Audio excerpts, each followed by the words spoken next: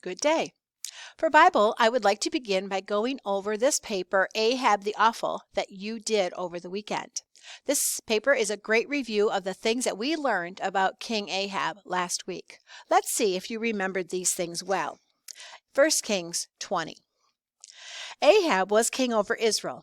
The city of Samaria was attacked by Benhadad, king of Aram. He demanded all the silver and gold and the best of the wives and children, and King Ahab gave in to him. Then Benhadad demanded to search Ahab's palace so that he could seize anything he wanted. Ahab would not let him, so Benhadad prepared to attack Samaria. Then a prophet of the Lord came to Ahab and told him, "The Lord will help you win the battle." So Ahab fought the Arameans, and the Lord gave him a great victory. The Arameans believed that Israel's God was God only of the hills, so they attacked the Israelites the next spring on the plains. God wanted the Arameans to know that he was Lord of all, so he again gave the victory to the Israelites.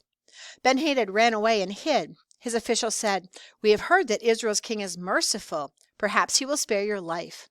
They went to Ahab and asked him to spare Benhadad. Ahab said, "Is he still alive? He is my brother."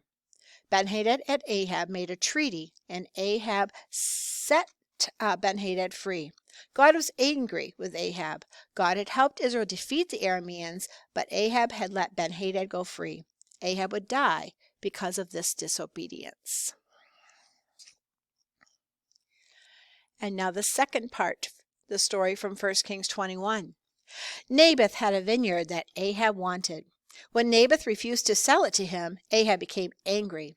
His wife Jezebel sent letters to the elders and nobles in Naboth's city, arranging to have Naboth stoned for cursing God and the king.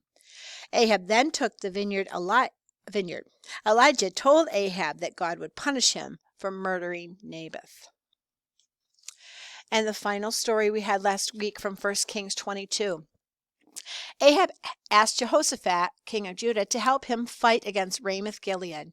When they called in the prophet Micaiah to ask him about it, he told them that Ahab would be killed in the battle.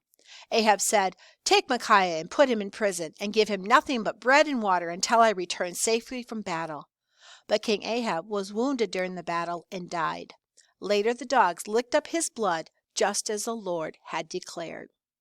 And the final message at the bottom, if you did it correctly, is Israel is defeated and scattered. I hope you did well in remembering those stories of Ahab.